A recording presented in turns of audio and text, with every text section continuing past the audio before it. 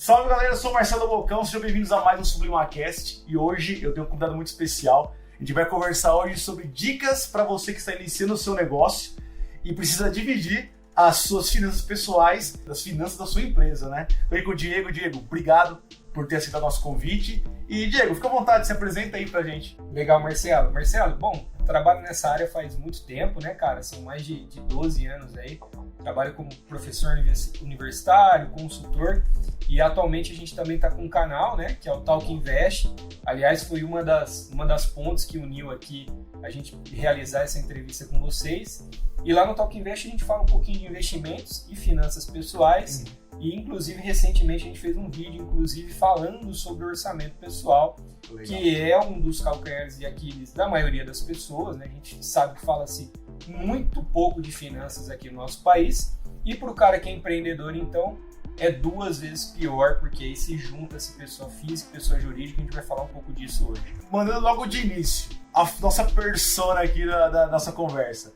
Eu comecei a trabalhar agora em casa, comprei uma prensa pequenininha, uma impressora, comecei a estampar umas canecas em casa e tenho aquela bagunça. Qual seria a primeira dica para eu começar a entender o dinheiro que está entrando, que é dessa minha empresa que está nascendo, de outras coisas que eu tenho e não fazer uma grande confusão? O grande X da questão é realmente a organização e a tal da disciplina. Né? Eu brinco muito, às vezes, quando a gente vai dar aula, um curso sobre isso, a gente fala, cara, qual que é o grande segredo para eu me organizar e para começar a controlar e entender como que eu tenho que realizar isso dentro do meu pequeno negócio ou até mesmo dentro do meu orçamento? É a disciplina, cara. A primeira coisa, nós temos que começar a organizar esses gastos e começar a separar justamente o joio do trigo. Legal. Porque o que acontece? Normalmente, quando eu vou começar um pequeno negócio, um modelo de negócio novo, eu já tenho o meu orçamento pessoal, eu deveria ter ali até uma certa reserva de emergência para começar a trabalhar,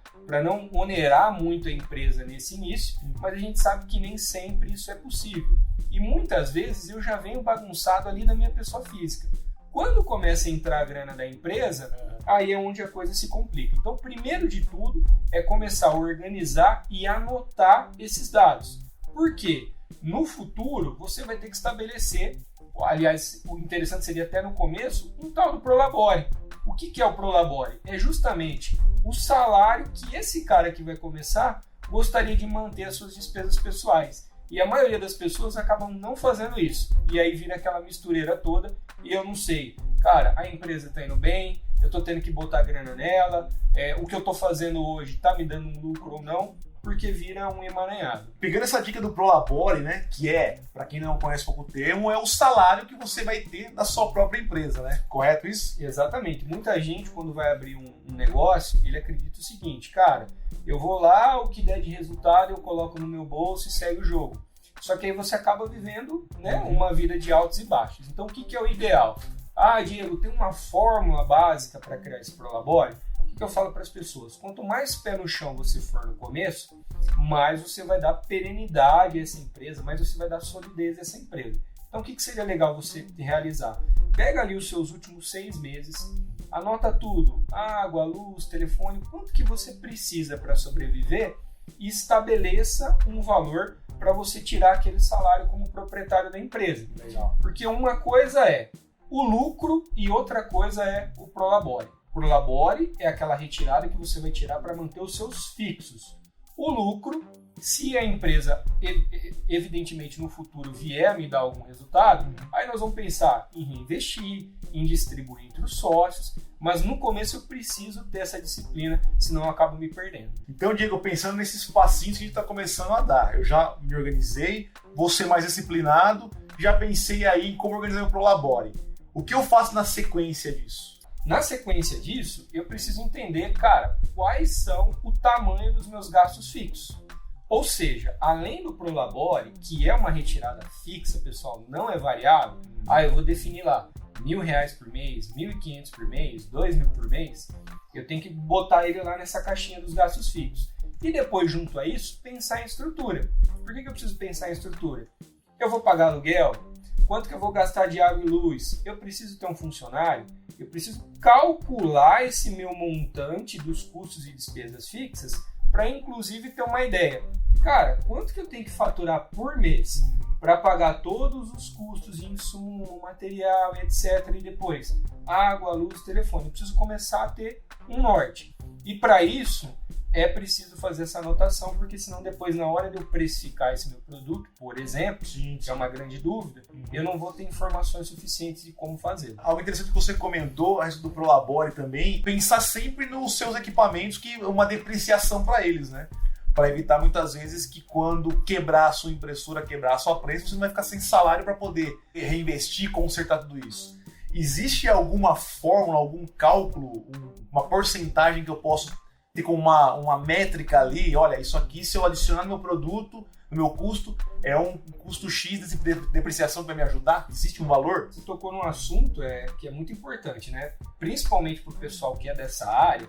A gente tem que saber que cada vez mais os equipamentos eles vão melhorando e isso me gera maior produtividade e maior eficiência. A depreciação é algo que acaba às vezes ficando até muito distante do pequeno empreendedor, né? O pequeno empreendedor às vezes olha isso e fala, cara, que é isso? O que vocês estão falando? Mas a depreciação nada mais seria do que justamente uma caixinha para quê? Na hora que eu precisar trocar um equipamento, vender ele, comprar um melhor, vamos pensar um exemplo mais simples. Pega o celular mesmo, cara. O celular a gente vive precisando, às vezes, melhorar o nosso modelo. Quem trabalha, o antigo começa a ficar ruim. Se você não tiver uma caixinha que você reserva um valor fixo todo mês, na hora de você ter que trocar esse cara, muito provavelmente você vai ter que financiar, correr atrás de um empréstimo, etc. E aí, cara, você acaba despendendo todo o dinheiro que voltou para a empresa e efetivamente você não guardou nada para ela. Então a depreciação seria isso. Tentar realizar um cálculo de amanhã depois eu vou vender esse meu equipamento talvez por um preço um pouco menor. Quanto que eu precisaria para comprar um outro? Faz uma caixinha, cara, nem que seja no começo, um valor que você não consiga efetivamente trocar por um equipamento muito melhor, mas deixa ali 100, 150 reais para a hora que isso chegar, você conseguir realizar de uma maneira mais fácil. Legal. Pensar numa fórmula. Pensei em algo que a gente já fez algumas vezes aqui trabalhando pro portal. Fechei meu primeiro mês ali de vendas e eu tive um lucro de R$200. Eu tendo como uma métrica, olha, metade é meu Prolabore, metade é da empresa. Isso pode ser um ponto inicial para ajudar o cara a facilitar, iniciar? Ou precisaria de ter um pouco mais de informação para ver se isso estaria ok? Não, eu acho que o ideal mesmo seria, nesse começo, estabelecer um valor fixo para você. Cara, independente de quanto eu faturei. Quanto que você precisa para sobreviver? X reais. Ali você definiu o seu Prolabore. O lucro, nesse comecinho, o começo ele é sempre bem difícil. Normalmente a empresa vai trabalhar ali no ponto de equilíbrio, no 0 a 0, ou às vezes até no prejuízo. Né? Até você conseguir caminhar, isso é muito complicado. Então, esse lucro, se ele vier dessa maneira um pouco mais rápido, o que você tem que pensar? Cara, para eu começar a ganhar volume, eu vou precisar de capital de giro? Será que não é legal eu separar esse cara por um pouco de capital de giro? Para eu começar a ganhar volume, se eu comprar com menos prazo, visto que eu tenho capital de giro, isso me dá uma margem melhor? Então, o lucro, você vai começar a pensar de que maneira você poderia utilizar para que a empresa comece a ganhar corpo. Se logo no início você começar a retirar esse cara e falar, não, já lucrei, beleza, vou pôr no meu bolso, é uma opção. Só que aí num momento que você leva um susto, né? Por exemplo, pegar esse momento que a gente está vivendo hoje, e você não tem nenhum caixa, isso é perigoso. E olha a informação que eu vou trazer aqui. Durante a pandemia, foi feito várias pesquisas com relação à micro e pequena empresa, e a grande maioria tinha caixa para 15 dias. E isso justamente se dá pela falta do descontrole. Não estou falando que você nunca vai tirar o lucro ao seu favor. Sim. Mas, pessoal, quem está no começo tem que pensar como eu faço para minha empresa ser perene. Então, pensa primeiro nela, paga suas contas com o seu Prolabore, que eu tenho certeza que ela vai crescer com maior solidez. Uma dúvida, né? A gente recebe aqui no portal, algumas vezes ela também é uma das mais recorrentes.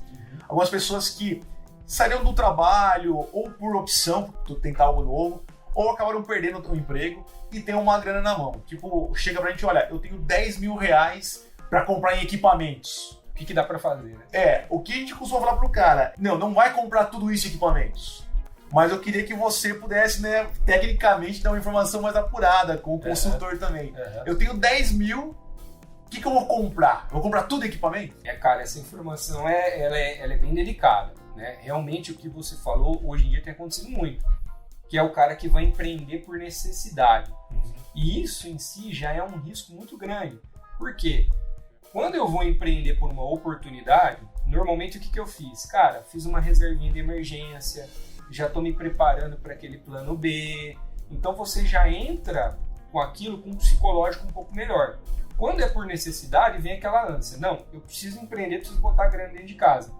E é nesse momento que normalmente a gente acaba errando mais. Porque eu não tenho tempo de planejar, eu não tenho tempo de modelar, e aí eu vou para o mercado e saio fazendo besteira. O que é a dica que a gente recomenda? Cara, vai dar esse passo, gasta um tempinho, procura um especialista, procura um cara que entende do assunto. Hoje em dia a gente tem tanta instituição para utilizar, o próprio Sebrae mesmo, que é o braço do empreendedor, dá um pulo lá, ou pega lá os meninos do Portal Sublimático, entra lá, vê o que esses caras estão falando, quais são as dicas que ele está me dando, porque é justamente o que você falou. Às vezes eu vou queimar todo o meu dinheiro no equipamento de ponta, mas esqueço que eu tenho estrutura, eu esqueço que às vezes eu vou precisar de capital de giro para tombar de um mês para o outro, e eu acabo gastando a minha grana tudo num lugar só. Então, às vezes, numa máquina, equipamento, cara, será que, poxa, eu não tenho todo o dinheiro, mas de repente não tem um banco do povo que me financie esse equipamento num valor mais baixo? Não estou falando aqui que você tem que começar com financiamento, não é disso, mas você tem que tentar encontrar soluções para resolver esse seu problema inicial. E quanto mais você faz na ânsia de querer acertar, pode ser que você vai cometer grandes erros. Até bem lembrado sobre o Banco do Povo, no portal nós temos um artigo bem recente sobre o Banco do Povo, vou deixar na descrição desse nosso conteúdo aqui também esse link, que a gente pegou informações bem atuais mesmo, para que você possa, né, para quem está ouvindo, possa pesquisar, porque realmente, né, é uma linha de crédito muito interessante, diante, né, da medida que você vai fazer, um passo planejado, pode ser uma alternativa bem legal, né? E eu brinco muito, Marcelo, que o empreendedor, vocês são empreendedores, vocês sabem disso, ele é o cara que tem que dar solução para a coisa. Não adianta eu ficar reclamando, ó sol, ó chuva, ó vida. Ah, porque que eles começaram, mas tinha alguém que incentivava. Ah, porque o Portal Sublimático vai bem que foi na sorte. Ninguém viu o quanto vocês suaram, o quanto vocês começaram. E para aquele cara que está começando também agora, cara, você tem que dar solução. Poxa, tenho 10, não dá para começar. O que eu poderia realizar para que eu pudesse sanar esse problema? E nada melhor que buscar informação. Às vezes, né, hoje, com essa história toda, o próprio Banco do Povo ficou um pouco mais famoso. Mas às vezes, antes da pandemia, chegava a devolver recurso porque dentro daquele município as pessoas não procuravam essa linha. Caramba. É mais burocrático? É. Dá mais trabalho? Dá. Mas, cara, você quer taxa de juros 0,35 e ficar de braço cruzado? Sim. Então tem que ter essa proatividade.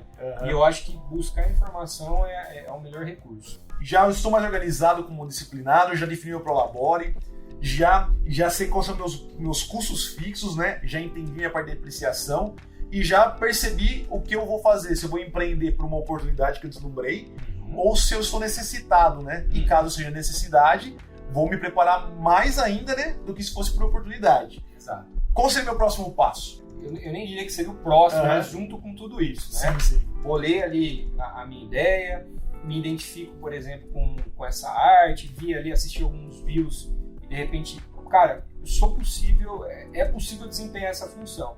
É pensar no coração da empresa, que é a segmentação de clientes, né? Todo mundo que vai empreender, às vezes fala assim, poxa, eu vou para esse modelo de negócios porque eu consigo atender o Brasil todo, né? E tá aí já é o meu primeiro erro. Eu preciso identificar quem é o segmento de clientes, de que maneira que eu vou atendê-lo, eu vou trabalhar pelo meio físico, eu vou trabalhar pelo meio digital e de que forma que eu vou me colocar nesse mercado. Por que eu falo isso? Quem vai começar, principalmente ali, poxa, eu vou de repente abrir um microempreendedor individual. Os meus custos e as minhas despesas, no início, ela é bem baixinha. Você vai lá pagar um carnezinho do MEI, 50 e poucos reais. A partir do momento que a empresa começa a ganhar corpo, de repente eu mudo para uma ME, o imposto muda, às vezes eu vou ter que procurar um aluguel e etc. E esse cara, quando ele vai começar, como ele é bem pequenininho, às vezes ele fala assim, cara, eu não tenho alternativas para brigar com um cara que já está no mercado há muito tempo. Então o que eu faço? Eu vou lá e jogo meu preço no chão. Então eu mesmo acabo desqualificando o meu trabalho. Por quê? Minha estrutura é pequenininha, eu vou trabalhar com um precinho pequeno, por enquanto dá para me manter. Só que eu não consigo manter uma constância nesse emprego. A primeira vez que ela começar a crescer, você já não vai conseguir pagar todos esses gastos. Então, primeiro, defina a sua segmentação de clientes, veja bem quem que é seu público-alvo, para depois pegar esses números e traduzir isso numa precificação. O que eu tenho que entender? Toda vez que eu quiser vender um produto baixo, um custo lá no chão, eu tenho que ter volume. Será que sendo pequenininho eu vou conseguir alcançar esse volume? Legal. Então tem que pensar nisso. Não adianta, porque eu tenho uma estrutura pequena, jogo o meu preço lá embaixo e vou ser melhor que o meu concorrente. Sim. Provavelmente você não vai durar 6 meses, 1 ano. Precificação do produto. Eu vou vender minha caneca e aí, tipo, tem lá o meu concorrente vendendo ela a 15. Sendo que 15 é praticamente o meu custo de produção. Eu tô com alguma coisa errada no meu negócio ou, tipo, eu estou querendo pegar o público errado? Cara, pode ser as duas coisas. Né? O que acaba acontecendo? Muita gente não sabe nem como chegar nessa precificação. Aí tá o detalhe. Na hora que eu vou colocar lá o preço de venda 15, às vezes eu não consigo entender se realmente os meus custos cobrem isso. Então, primeiro, de novo, vamos organizar. Para montar uma caneca dessa, eu preciso ter uma ficha técnica. O que é a ficha técnica? Quanto custa para eu chegar nesse item com esse valor? A partir do momento que eu definir o custo, montei a ficha técnica dela, eu vou ratear também as minhas despesas fixas lá, água, luz, telefone por labore, e vou entender se a minha margem é suficiente para vender isso a R$15, por exemplo. Porque se não for, quanto mais eu vender, mais prejuízo eu vou ter nesse determinado item. E quando eu estou começando, eu não tenho um volume tão grande assim para poder me dar o luxo de jogar esse preço lá no chão. Diego, então você está falando que de repente eu não vou conseguir vender a 15? Pode ser que não. Por isso que pensar na sua proposta de valor, qual que é o seu diferencial perante a tantas outras pessoas no mercado, é extremamente importante. Como que eu consigo fazer isso? Pega uma ferramentinha aí de modelagem de negócio, um tal do Canvas, por exemplo, pesquisa sobre ele, joga o seu modelo de negócio ali e tenta identificar de que forma que você consegue não ser apenas mais um no mercado e ficar só brigando pelo preço. Porque uma outra questão também é como que eu começo, na verdade, que é uma coisa mais interna da pessoa, né? De lembrar que o negócio dela vai imprimir uma marca, né? Ela vai ter a própria marca dela. E às vezes esquece de trabalhar também esse próprio conceito que você comentou, o próprio valor, né? Que você tem, você imprime. E às vezes de olhar e falar, meu produto é tão bonito que eu não posso vender ele simplesmente por R$15. Que eu esteja lucrando 100% nele, né? É diferente a arte, é diferente o conceito, existe toda uma história por trás disso aqui. Eu não posso vender simplesmente por 15. Daí que a gente tem marcas de roupa que é uma camiseta simples que custa uma fortuna, né? Ela tá trazendo outras questões junto também. Exatamente, o cara traz todo um contexto junto com isso que justifica a camiseta dele, de repente, que você encontra por 40 ele vender 120, 150. Mas no começo, às vezes acontece isso mesmo, eu acabo jogando para baixo. Minha empresa é pequenininha, poxa, eu tô começando agora. Só que você não esquece, cara, quanto que você investiu em equipamento, quanto você estudou para poder entregar esse item com qualidade. Por isso que não adianta pensar só no operacional. Não adianta eu vou lá para esse modelo de negócio, eu só quero ficar na máquina fazendo caneca. E, infelizmente, quem é empreendedor sabe, você não vai ter um cara lá para fazer o seu financeiro, você não vai ter um cara para fazer o seu marketing. Por isso você tem que entender outras rotinas e gestão, por mais que você não goste. Poxa, eu odeio finanças.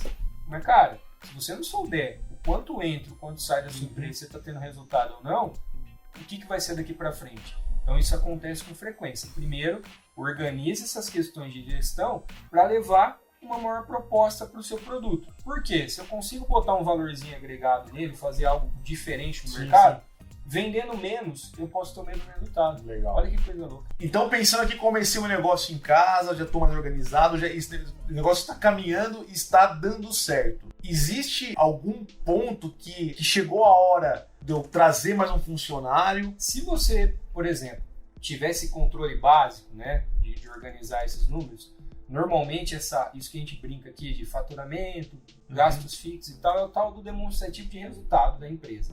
que é o regime de competência. Quanto você faturou no mês, quanto teve de custos, o quanto teve de prolabore, água, luz, telefone. Esses caras, a gente consegue trazer para a nossa realidade o tal do ponto de equilíbrio. O que é o ponto de equilíbrio? O mínimo que eu preciso vender para ficar com lucro igual a zero. Então vai chegar um momento que você começou a aumentar a produção da sua empresa, ela está sendo lucrativa e provavelmente você não está dando mais conta. Então aí o que você faz? Você pode jogar isso dentro de um simulador, agregar um custo do funcionário ali nesses fixos e, por exemplo, ele vai te dar, olha, se você botar esse cara a mais, para você continuar tendo essa mesma lucratividade, você tem que faturar X reais, tá? Isso é um dos exemplos. Legal. Aí você vai dividir ali pela semana e falar, cara, eu consigo vender esse tanto a mais para que vale a pena ter esse funcionário? É uma continha que dá para fazer e não é difícil, basta ter os números em mãos. Conversando no outro podcast com o Romeu sobre MEI e formalização, ele falou bastante sobre as vantagens que você tem de formalizar.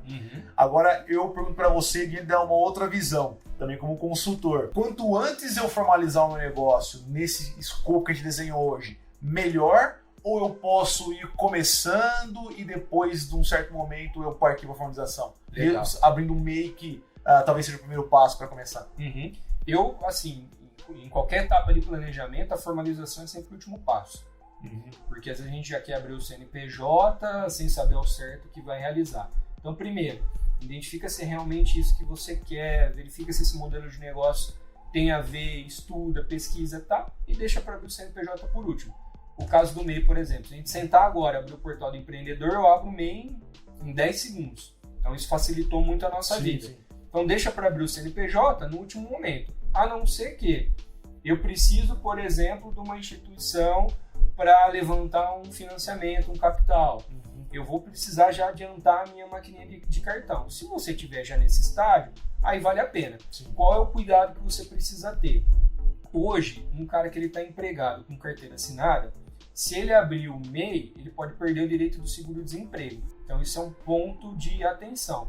Agora, se de repente eu já recebi o seguro-desemprego, ou eu não estou trabalhando, e ali os R$50 do MEI não vai fazer falta para mim nesse momento, vale a pena. O que não pode é depois desistir dessa ideia e largar o CNPJ parado, porque você vai pagar multa, juros e tudo aquilo que a gente já sabe. Gera um tributo, e às vezes você fala assim, cara, o MEI é R$50, R$55, como é que alguém larga isso inadimplente? Mais da metade dos microempreendedores individuais do estado de São Paulo estão inadimplentes. Caramba! Dentro de um estado que a gente fala, poxa, é o estado mais envolvido no nosso país, né?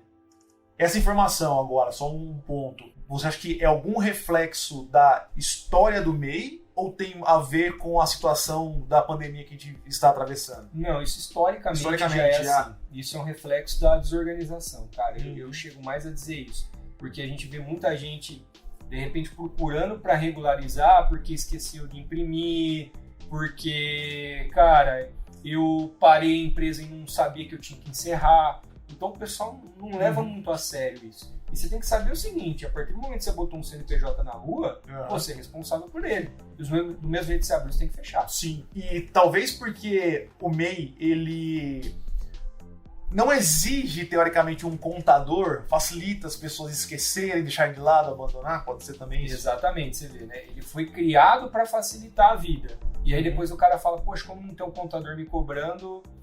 Então a gente às vezes arruma desculpas para algumas coisas que não existem. Sim. Mas você tem toda a razão. Não preciso de um contador, desde que eu consiga realizar essa tarefa sozinho. Sim. Não, perfeito. De toda a sua experiência, para começar um novo negócio, existe uma dica de ouro? Aquela que você fala, além de tudo isso, essa seria a primeira.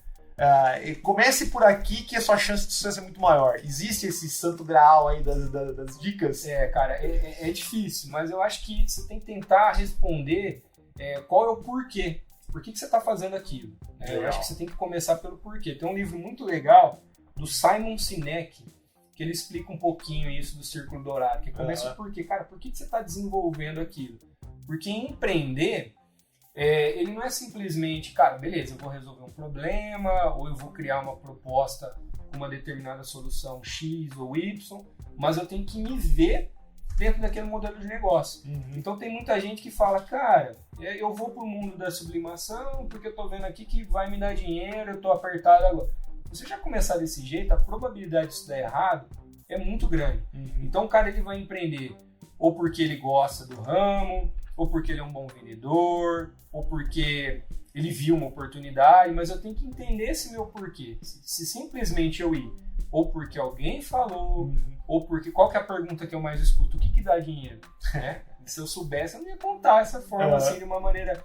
Assim, muitas coisas podem dar dinheiro, desde que você entenda o porquê que você está fazendo aquilo e para quem você está fazendo. Lembra aquela questão da segmentação de clientes que muita gente descarta? Ah, quem que você atende? Todo mundo. Cara, quem atende todo mundo não atende ninguém. Então, a hora que você pegar esse macetezinho e entender o porquê que você está fazendo aquilo, para quem você está fazendo, muito provavelmente você vai longe, cara. Pode tropeçar e tal, mas você definiu aquela proposta, você tem um norte a ser seguido.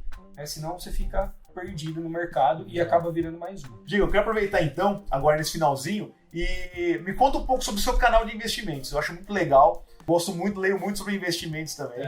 Quando a gente vê alguns comparativos de ver como as pessoas investem, o quanto de pessoas investem hoje na bolsa, no Brasil e fora do Brasil, é uma diferença absurda, né? Pouquíssimas pessoas, muitas pessoas acreditam que acham que é difícil, que precisa de muito dinheiro para começar. Qual que é a linha do seu canal? Qual é o seu cliente, então, que vocês falam lá? Quem vocês estão abordando? Legal. O Talk Invest ele vem para tentar tirar algumas dúvidas, principalmente do cara que está começando.